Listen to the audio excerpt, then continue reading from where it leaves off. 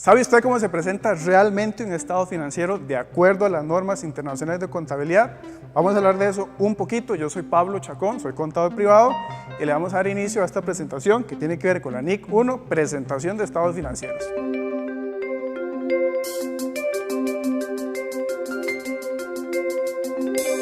Para iniciar, vamos a hacer como un contexto de la norma, porque la norma lo que dice básicamente y le da herramientas a usted para que presente de forma sistemática un estado financiero, los diversos estados financieros que componen el juego general de estados financieros.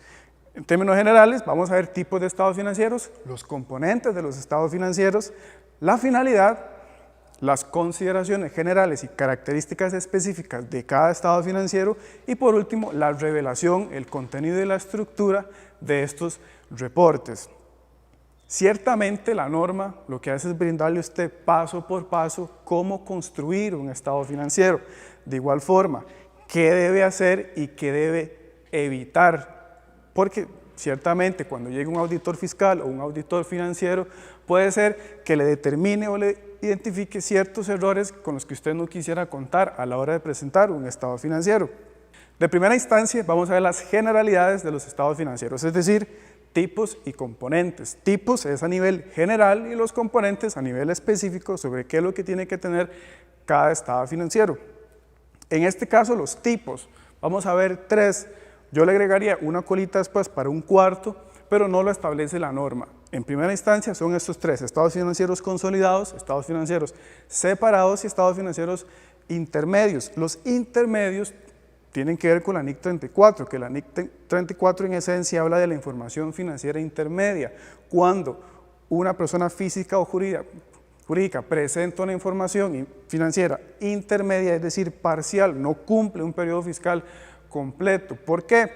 Porque la misma norma te da algunas situaciones de cuando una empresa presenta información 12 meses o 15 meses. ¿Por qué pasa eso? Porque hay un cese de operaciones, porque hay un cambio de periodo fiscal, etc. Entonces, cuando más bien la información financiera es corta, 3, 4 meses, 6 meses, es intermedia. Y la norma, la NIC 34 y la NIC 1, también te dicen cómo hacerlo. En el caso de los estados financieros consolidados, aquí estamos hablando cuando es un grupo empresarial, un corporativo, porque ciertamente usted tiene varias empresas, 5, 6 empresas, y al final usted tiene que consolidar esa información, porque lo que va a saber es el de la casa matriz, por ejemplo, o la entidad superior del grupo corporativo. Entonces, el consolidado es la suma de todos los estados financieros de todas las subsidiarias. Los estados financieros separados, que tal vez son los más comunes, los que más se ven en la calle, pues son los estados financieros de cada entidad, la diversa cantidad de estados financieros, pero que corresponden a una sola entidad. El cuarto sería el que la norma tal vez omite en cierta forma y es el estado financiero general, ratio, y eso lo vamos a ver un poco más adelante con todos los componentes. Dentro de estos mismos componentes es lo que dice la norma o habla del juego completo de estados financieros. Uno normalmente está acostumbrado a ver solamente dos estados financieros, el balance general y el estado de resultados, pero no, la norma te da un set completo de los diversos estados que forman parte de la información financiera de una compañía. Entonces, para iniciar, tengo el estado de situación financiera, lo que antes se conocía como el balance general. Dentro de los componentes que forman parte de este set completo de estados financieros, yo tengo el estado de situación financiera, que es comúnmente conocido como el balance general, el estado de resultados, que históricamente han sido como los dos que más se conocen.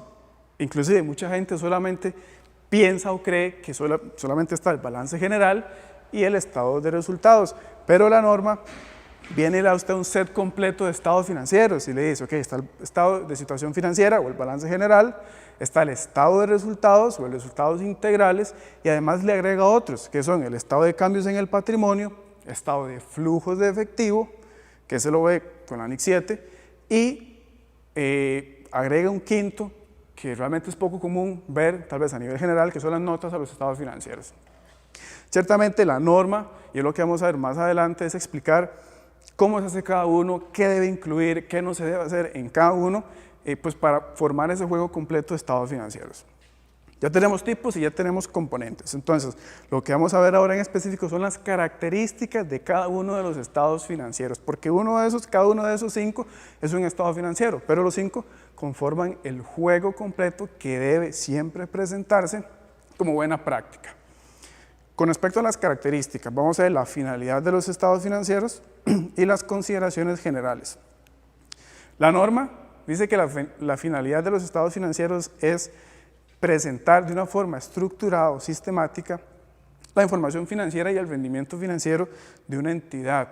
Y por allá decía también que es darle información o suministros a los accionistas, a los dueños de la compañía para tomar decisiones.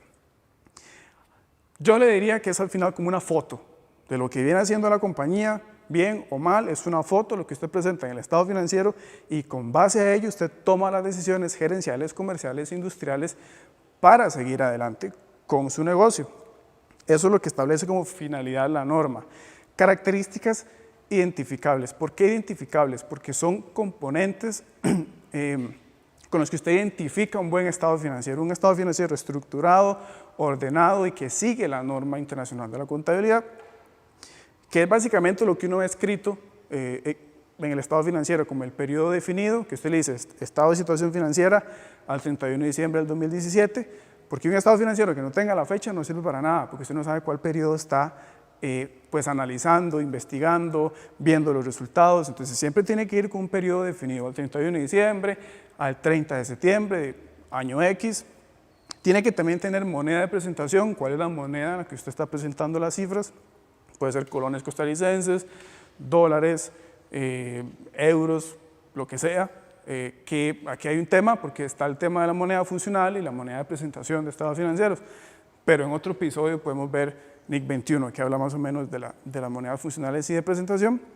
Y por último el tema del redondeo, porque dependiendo de la cantidad de cifras que tenga un estado financiero es mejor reducirla o no presentar decimales, pero siempre el estado financiero debe decirlo. Básicamente estas 3 componentes o estos 3 ítems identificables deben estar presentes en un estado financiero. ¿Para qué? Para hacer una lectura mejor y más comprensible de la información que usted se le está presentando.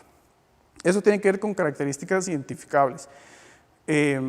La norma también habla de un cumplimiento en la presentación de información, o sea, ciertos requisitos que no se van a ver expresamente como una línea, pero sí se van a ver inherentes o tácitos a la hora de, cuando usted ve el estado financiero, usted dice, ok, perfecto, yo sé que estoy cumpliendo con esto, esto y esto.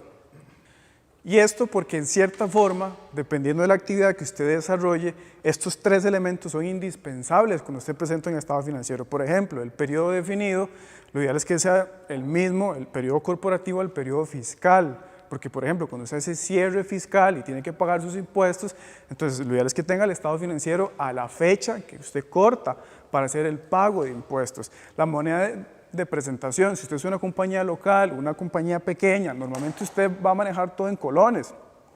Entonces lo ideal es que usted presente la información financiera en colones, pero si estamos hablando de una transnacional, una compañía grande, un monstruo de compañía, entonces probablemente el 90% de sus transacciones son en dólares, entonces su estado financiero estará en dólares. Y el tema del redondeo, tal vez yo lo podría decir de la importancia que usted le da a las cifras. Si para usted un 0,5 es importante, entonces presente los estados financieros con decimales, pero si usted es una compañía un poquito más grande que puede redondear a 2 milésimas, entonces no lo hace, simplemente. Estas son 3 características que usted ve en el papel, que usted ve en la hoja cuando le imprimen el estado financiero. Estas otras 3 se ven de forma inherente o de forma tácita, de manera que usted lee el estado financiero y sabe o concluye que cumple o no con estos 3 pues aspectos de presentación, que tienen que ver más con la forma de presentar la información, pero no escrita, sino tácitamente. Eso tiene que ver con el periodo de reporte. La norma le dice a usted que tiene que ser un periodo normalmente anual, es decir, 12 meses, de enero a diciembre, de octubre a septiembre. Puede ser, porque la compañía puede tener ciertas situaciones, como lo vimos hace tal vez unas 3 filminas, que hablamos de un cierre de periodo de 6 meses. La compañía hace sus actividades, entonces ciertamente no va a tener 12 meses que presentar, pueden ser 6 meses. Hubo un cambio de periodo fiscal, usted tal vez inició de octubre a septiembre y después dice, no, yo prefiero un periodo fiscal natural, entonces lo pasó de enero a diciembre, va a tener un gap, una brecha de 3 meses que algún estado financiero va a tener que asumir y la norma se lo permite. La norma no le dice que no lo puede hacer, sino que puede presentar esos 3 meses extra en el siguiente estado financiero, de manera que le queda un estado financiero no de 12 meses, sino de 15. Pero lo que sí dice la norma es que es importante que usted revele cuál es el periodo fiscal que está presentando. El otro tiene que ver con un principio de contabilidad. Tal vez los contadores más viejillos se acordarán de los principios generales de la contabilidad. Y este es uno de esos, el negocio en marcha. La norma lo menciona porque tiene que ver una hipótesis o una intención de la empresa que está presentando el estado financiero, pues de presentar la información bajo el supuesto de negocio en marcha, o sea, de darle continuidad con la intención, inclusive, de que al siguiente periodo fiscal o al siguiente año usted presente otro estado financiero.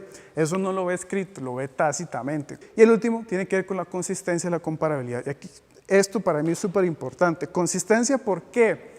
Porque si usted un año viene y presenta la información financiera de una forma específica y llega el siguiente periodo fiscal y cambia la manera, cuando usted le presenta ese estado financiero a su jefe, a su gerente general, a su jefe de contabilidad, al accionista, ciertamente no hay una información que usted pueda ver como igual, como consecuente. Entonces, no pareciera ser consistente. La importancia de mantener un solo método de presentación de estados financieros es eso, que usted pueda ver la información tal y como es y de una manera igual con el paso de los años, porque de cierta forma usted puede proyectar decisiones financieras con base a la información numérica que está presentando. Y el último, que es como ligado a este último, es la comparabilidad. La comparabilidad tiene que ver con usted igual, agarra 2 años y usted compara cifras. Normalmente un estado financiero, y así debería ser, usted presenta un estado de situación financiera al 2017 y va a presentar el periodo anterior o el año anterior, es decir, a diciembre del 2017 y a diciembre del 2016. Y entra un poquito también el análisis más financiero, horizontal, vertical, de ver cuánto cambiaron las cifras a través del año, qué sé yo. Usted tiene cuentas por pagar, entonces en el 2017 tiene 100 y en el 2016 tenía 50. Quiere decir que usted ahora tiene más cuentas por pagar. Quiere decir que en el 2018 usted va a tener que forzadamente pues manipular un poco el flujo de efectivo o exigirle un poco más porque tiene más proveedores que pagar, tiene más acreedores. Entonces, esa comparabilidad de cifras a usted le puede ayudar, por ejemplo, en términos de inversión en activos fijos. En 2017, en comparación al 2016, hubo un crecimiento. Tiene un aumento en el costo de activo fijo, tiene más capacidad instalada. Entonces, eso le dice mucho. Eso le puede decir que usted está en un proceso de expansión, de inversión, etc. Entonces, eso también le puede servir a usted para tomar decisiones en el futuro. En cuál cifra estoy un poco pegado, qué me está disminuyendo, qué me está aumentando y por qué. Y eso con base pues, para tomar estas decisiones.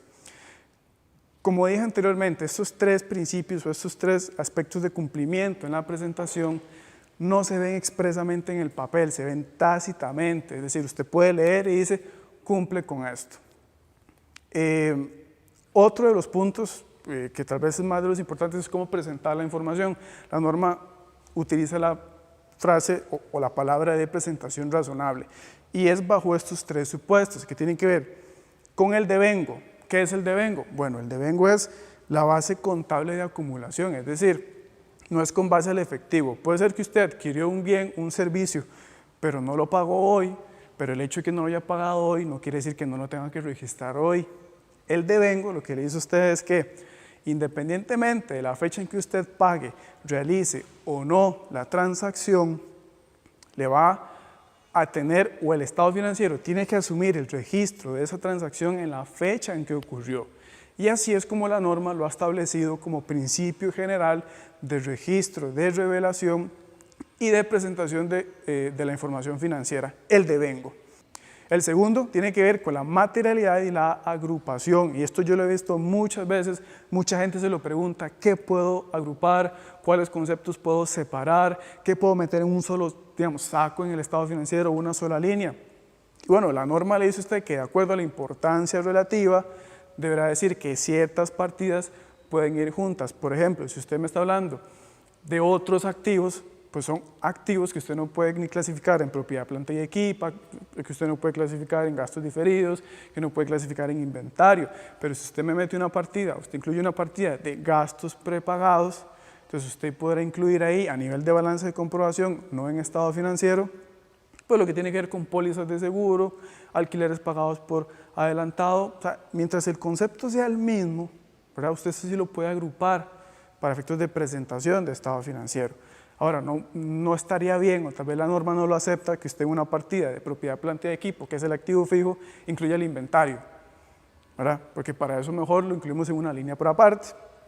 Y también, pues el tema de la materialidad, que tiene que ver también con auditoría, que es por las cifras. O sea, si tiene una cifra ahí de 2 colones, de 3 colones, 100 colones, pues habrá que buscar la forma de ponerlo en otra línea para no presentar solamente una línea de una cuenta que tiene un saldo inmaterial.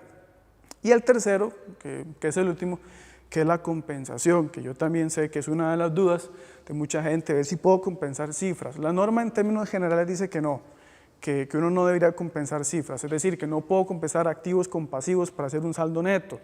Solamente te lo permite en algunos casos, son muy específicos, por ejemplo las diferencias cambiarias, que es el mismo concepto, sea ingreso o sea gasto, ahí sí podríamos compensar, siempre y cuando no representen individualmente una importancia significativa en la operación de la compañía. Es decir, si usted tiene un gasto por diferencial cambiario de 3 millones, pero tiene un ingreso de 5.000 colones, entonces mejor compense para que le quede un gasto un poquito menor, para no incluir una línea de gasto y una línea de ingreso. Básicamente eso es lo que tiene que ver con compensación. En general, la norma trata, y es la forma en que uno lo percibe, de que uno no compense esas cuentas. ¿Por qué? Porque si nos vamos al puro inicio de esta presentación, dijimos que la finalidad del estado financiero es proveer información importante al accionista, al dueño, al gerente general, para tomar decisiones. Entonces será importante también que esta persona, el jefe, el accionista, el gerente de contabilidad, el jefe de su departamento, vea línea por línea cuáles son esos conceptos, cuáles son esas cifras de forma separada. Si usted quiere compensar algo y lo hace, bueno, lo ideal es que al menos en notas a los estados financieros lo separe, para que a nivel de revelación de información, pues usted lo pueda ver cifra por cifra. De igual forma, esto tiene que ver con presentación razonable de la información, que se ve en forma tácita, pero también como en forma impresa, de cierta forma. Y ya, el último punto es la estructura y el contenido. Y aquí es donde usted se pregunta, ok, ¿cómo debe ser un estado de situación financiera? ¿Cómo presento mis activos? ¿Cómo presento mis pasivos? ¿Cómo presento el flujo de efectivo? ¿Cuáles son las actividades de operación, de financiamiento, inversión? ¿Qué es eso? Bueno, entonces aquí vamos a ver uno por uno qué debe incluir un estado financiero y qué no debe incluir un estado financiero. Situación financiera. Son 3 líneas lo que habla la norma, activos y pasivos. ¿Cómo presento el activo? ¿Cómo presento el pasivo? En términos generales, la norma dice que siguiendo el principio de corriente y no corriente, y después le va hablando de nivel de liquidez, le va hablando de relevancia en la operación, entonces usted va determinando, dependiendo cuál es la funcionalidad de esas cuentas, el orden en la presentación. La norma sí dedica como 2 páginas completas para decirle a usted qué es corriente y qué no es corriente. La diferencia general que yo le podría hacer es, en términos de tiempo, ¿verdad? Si estamos hablando de 12 meses o menos, ahí sería corriente. Si estamos hablando de activos o pasivos que voy a cancelar o que voy a obtener de vuelta en un periodo mayor a un año, entonces mejor se clasifican como no corrientes. O cuando hablamos de otros activos, otros pasivos que tal vez no cumplen esa función de operación 100% para la empresa, ahí es mejor clasificarlo como no corriente. Y también bajo un principio de exigibilidad, ¿verdad? O sea, ¿qué tanto me exige esta partida, este pasivo en el flujo de efectivo en el corto plazo? Entonces, si yo puedo entender que este pasivo lo tengo que pagar en el muy corto plazo, entonces lo clasifico como un pasivo corriente, un acreedor corriente. Los impuestos diferidos siempre van a ir al largo plazo, es decir, al activo no corriente o al pasivo no corriente, que es igual como a largo plazo, activo y el pasivo también. Y las partidas adicionales que básicamente tal vez usted no logra ubicar en alguna de las categorías de liquidez o importancia relativa, entonces lo que le dice la norma es que usted lo puede hacer a través de la naturaleza y liquidez, otra vez, ¿verdad?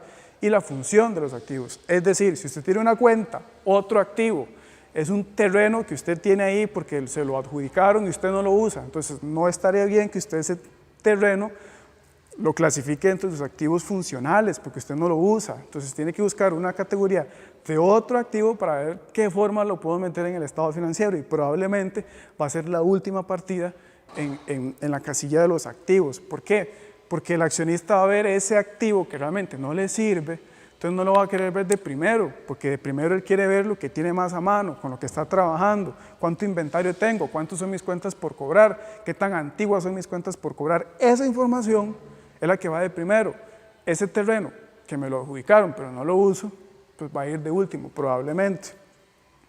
Y esto es lo que tiene que ver con la presentación, al menos en situación financiera, es siguiendo esos principios. Otra vez, por liquidez, por corriente, no corriente o por funcionalidad. Y eso es un análisis personal que cada compañía tiene que hacer. No necesariamente tiene que consultarle a un auditor cómo registro esto, sino con ese análisis personal usted puede concluir, ¿verdad?, si lo voy a poner en la parte corriente, no corriente, otros activos, corto plazo, largo plazo. Con respecto al resultado integral, que es el estado de resultados, lo que pasa es que la NIC 1 sí hace una diferenciación, porque está el estado de resultados general y está el de otros resultados, que ese es integral, que es básicamente esta primera línea que estamos viendo, un único estado de resultados integrales o el famoso resultados consolidados, que son dos, o lo podemos mostrar de forma separada. El de resultados operativos, el estado de resultados que usted y yo conocemos, o el P&L, digamos, ingresos, gastos, y de forma separada el resultados integrales. Este otro resultados integrales tiene que ver con aquellas partidas que no le afectaron en este periodo su resultado operativo, pero que siempre es importante revelarlo porque puede ser que en el futuro toquen mis resultados. Vamos a ver un par de ejemplos, tal vez un poco más adelante, de cuáles pueden ser esas partidas que me estarían generando un cuarto estado financiero, que es el de otros resultados integrales, pero tal vez el más conocido es el estado de resultados generales, ingresos, gastos operativos, que el resultado de esos dos, la suma y la resta, es la utilidad o la pérdida del periodo. Y el último es la revelación de ingresos y gastos, que la norma lo que le dice es que debe revelar sus gastos, sus ingresos conforme a la naturaleza o a la funcionalidad. ¿Qué es naturaleza? Bueno, gastos operativos, gastos financieros. ¿Qué son gastos operativos? Todo lo que tiene que ver con sus salarios, todo lo que tiene que ver con el alquiler de su oficina, esos son gastos operativos, las cargas sociales. ¿Qué son gastos financieros? Bueno, si usted tiene un préstamo a 5 años, el interés que usted paga todos los meses por ese préstamo es un gasto financiero. De igual forma los ingresos, su ingreso operativo, ¿cuál va a ser? Bueno, sus ventas de mercadería, sus ventas de servicios, sus ingresos financieros, cualquier interés que le genere una cuenta bancaria. Entonces, la norma le dice a usted que usted puede separar sus gastos, sus ingresos por la naturaleza, pero también le dice que lo puede hacer por función. Y esto es diferente. ¿Y por qué? Porque la función del gasto no está asociada, digamos, a su naturaleza, sino a lo que le sirve. Entonces, en lugar de yo tener un gasto financiero, tengo un gasto por interés, un gasto por comisión bancaria, etc. Es decir, el concepto específico del gasto, no a la categoría a la cual pertenece. Es decir, se lo pongo más sencillo, si usted tiene un gasto por salario, si yo decido acomodarlo en el estado financiero por naturaleza, no voy a llamar una línea en el estado financiero gasto por salarios, sino que yo lo voy a clasificar dentro de los gastos operativos. Pero si lo hago por función, no voy a poner gastos operativos ni gastos financieros, sino que voy a poner gasto por salario exactamente y el monto, ¿verdad? Entonces son las dos clasificaciones que la norma me da para yo poder clasificar mis gastos y mis ingresos en el estado de resultados. A nivel general, tal vez con la diapositiva anterior y esta, lo que hace la norma es decirle a usted cómo debe presentar, qué debe presentar y tal vez qué no debe hacer. Por ejemplo, ya vimos, no vamos a compensar cuentas, no vamos a hacer un revoltijo entre ingresos y gastos, uno arriba, el otro abajo, sino que vamos a seguir naturaleza, vamos a seguir función, un orden sistemático de la información para eso, para tal vez proveer la información certera, ordenada, a esa persona que va a leer el estado financiero y que va a tomar decisiones en un futuro, el accionista, el jefe, el gerente. El tercer estado financiero, tal vez del que habla la norma, es el de cambios en el patrimonio. Tal vez es muy poco conocido, tal vez usted ni siquiera sabe cómo se hace o nunca ha visto uno. Sí, porque tal vez no es tan común, porque como decía tal vez al inicio, los más generales es el estado de situación financiera y el estado de resultados. Pero la norma te habla también de un cambio en el patrimonio. ¿Por qué? Porque como este estado financiero va a los accionistas, va a los dueños, siempre es importante ver el movimiento patrimonial que sufre la situación financiera o que enfrenta la situación financiera de la compañía. Este ejemplo es, en términos generales, cómo hacerlo, cómo es el proceso de elaboración de un estado de cambios en el patrimonio. Es como una cédula, básicamente, donde tengo un saldo inicial, movimientos y un saldo final. En el saldo inicial va a ser el final del periodo anterior, es decir, el balance inicial del periodo fiscal 2017 va a ser el balance final del periodo fiscal 2016. Los movimientos tienen que ver con el estado de resultados operativo, es decir, ingresos menos gastos del periodo. Va a tener también los movimientos en el otro resultado integral, que estos movimientos, como ya dije, es como si estos resultados en algún futuro fueran a tocar los resultados generales u operativos. Y también las transacciones con los propietarios, es decir, algún movimiento accionario para yo poder entonces llegar al balance final. Es decir, es como la línea del tiempo, el progreso que va llegando en las cuentas patrimoniales hasta el saldo final y poder decir al accionista, ok, este es el saldo del patrimonio, tuvo estos movimientos, partiendo del saldo inicial, fueron positivos, fueron negativos, tengo una situación patrimonial mejor, más sólida, más concisa o no. Y el último, porque digamos, este tiene que ver con notas, el estado de flujos de efectivo no lo vamos a ver aquí, ¿por qué? Porque el estado de flujos de efectivo tiene una norma por aparte, que es la NIC 7, es un poco más amplia, podemos verla en otra oportunidad. Entonces voy a cerrar más bien con las notas a los estados financieros, que es aún menos conocida, porque normalmente un estado financiero uno lo ve y tal vez no trae las notas, porque tal vez usted ni siquiera sabe, o tal vez no recuerda o nunca le han dicho la importancia de las notas a los estados financieros. Bueno, aquí se lo vamos a decir, ¿cuál es la importancia de las notas a los estados financieros? Lo primero, ¿qué son notas? Las notas son información explicativa o información detallada de lo que se presenta en los estados financieros. Es decir, si usted en el balance de situación financiera tiene una cuenta de efectivo y equivalentes de efectivo, tiene 100 millones, pero usted no sabe cuántas cuentas bancarias hay allí, usted no sabe si hay inversiones transitorias, usted no sabe si hay caja chica, entonces en las notas usted va a explicar cuáles cuentas del balance de comprobación conforman ese saldo de efectivo y equivalentes de efectivo. ¿Qué hace la nota? Detallarle a usted más, o sea, de una forma amplia, quizá, lo que está presentado en el estado financiero. Yo puedo asegurar de forma personal que para usted leer de forma integral un estado financiero debe hacerlo con las notas. No hay otra forma.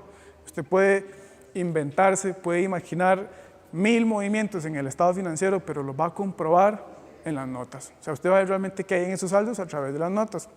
¿Qué dice la norma sobre lo que debe incluirse? Bueno, las bases para la presentación de la información, que ya vimos, base al devengo, tiene que decirlo las notas, tiene que decir las políticas contables significativas, cuáles son los procesos de medición, cuál es la moneda de presentación, cuál es la moneda funcional, entonces son políticas contables. Tiene que irse presentando de forma sistemática, es decir, en el orden en que el estado financiero va apareciendo, los activos, los pasivos, el patrimonio, el estado de resultados, cambios en el patrimonio. Tiene que decir la compañía o la entidad que reporta, obviamente en un párrafo ahí por aparte, cuál es la compañía, cuál es el domicilio, cuánto tiempo lleva, qué hace la compañía. Tiene que también traer la declaración de cumplimiento de las NIF, que es otro párrafo, que básicamente lo que le dice a usted es que la compañía presenta la información financiera de acuerdo a lo estipulado a las NIF, a las normas internacionales de información financiera. Y por último, alguna otra transacción que represente alguna tal vez significancia por concepto.